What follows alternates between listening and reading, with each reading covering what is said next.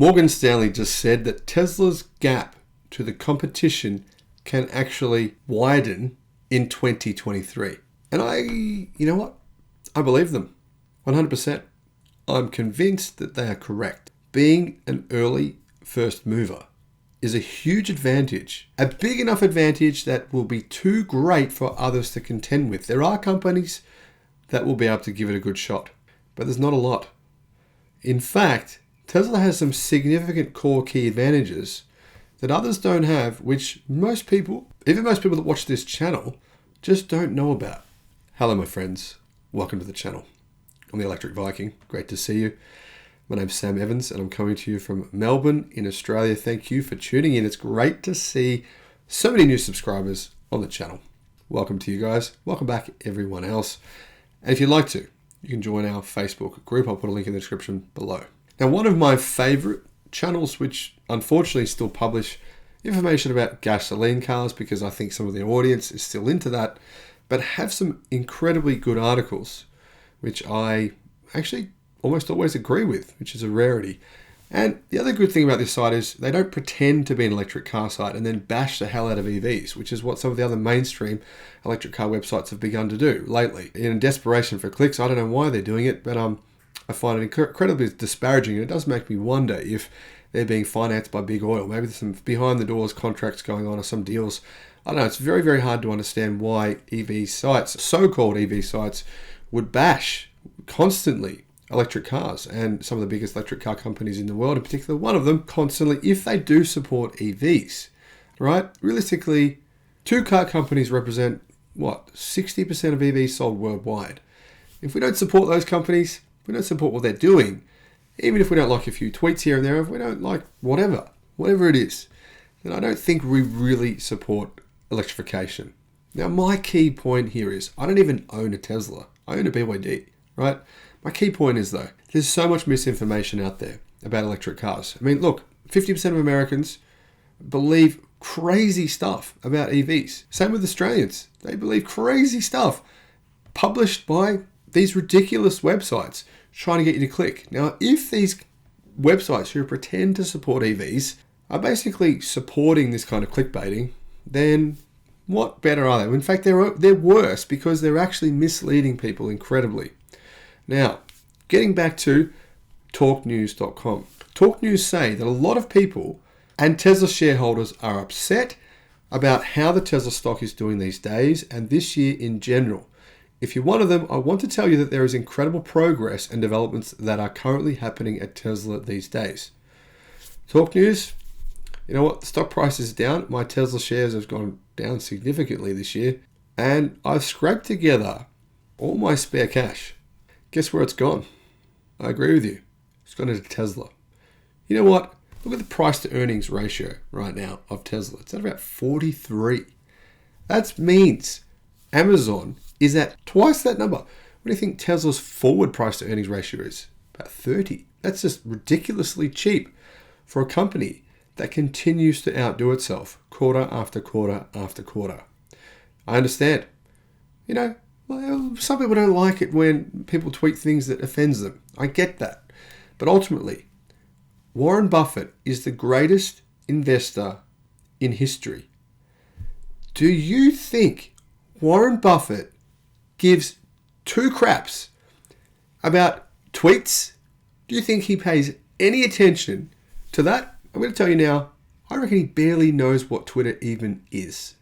And guess what? He's outperformed the market about 99% of the time. Now, that dude may be old school, but he can teach you some very valuable fundamental things.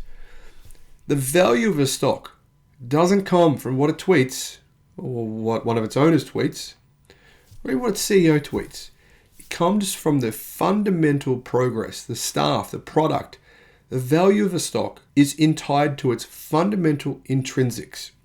And I believe what Morgan Stanley is trying to tell you is those fundamentals right now are the best they've actually ever been. Now, Eamon Harrion from Talk News says, I'm not a Tesla shareholder, nor am I in the stock market, but I'm looking around and seeing how we can perhaps focus on the incredible progress and developments that are happening at Tesla. For example, Q4 should be a record for Tesla. Most certainly will be.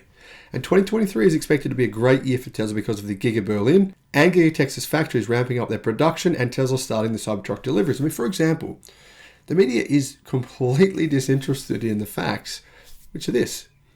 Germany Gigafactory, they've just put on a new shift. They've added a new shift. They're now hitting 4,500 cars per week. Now, if Volkswagen was doing that, that would be splashed front page. That would be all over the media. But because it's Tesla, we take no interest. Don't you think that's a little bit strange? Tesla blogger Sawyer Merritt notes that Tesla has a lot of pricing power and the new US EV tax credit starts in about 3 weeks. These are things that are much more valid to be excited about when it comes to Tesla. People keep ignoring this, and I keep repeating it because people keep ignoring it. Tesla's had a huge disadvantage compared to all of its competition over the last few years. It hasn't been eligible. Its cars haven't been eligible for the $7,500 US dollar tax credit. Well, look at this, right? Look at the 10 most American-made cars. 4 of them are Teslas. In fact, 4 of the top 6 are Teslas. It's worth considering that fact. It's worth considering the fact that Tesla will now have a $7,500 advantage over companies like who? Ford? Mustang Mach-E in the United States? No, it's made in Mexico. What about Kia? EV6, is that made in the US? No. What about Hyundai Ioniq 5? Is that made in the US? No, it is not. Okay, there you go. That's just a start for you. Also, Tesla has been delivering the semi-trucks, and hopefully the production and orders will ramp up.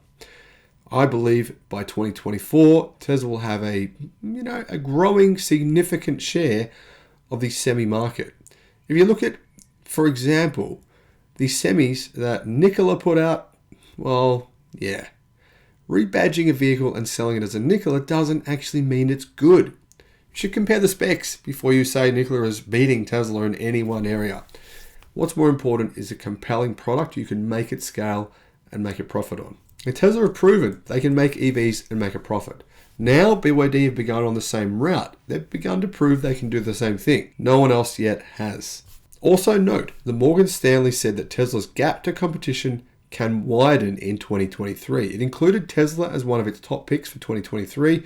While the rating of Tesla stock is overweight, Morgan Stanley says, while we see 2023 as a challenging year for the EV market categorically, we believe Tesla's gap to competition can widen. Now, the media are pretty much saying the opposite. The media are constantly saying, there's a new Tesla killer coming. It's coming. It's just around the corner, the Tesla killer. It's going to come and kill Tesla. What's the latest one? The latest car they've anointed the Tesla killer. It's the BYD Seal. A lot of people who watch this channel love BYD cars. I'm going to offend you right now. And I'm not actually sorry, because I just like to tell the truth on this channel.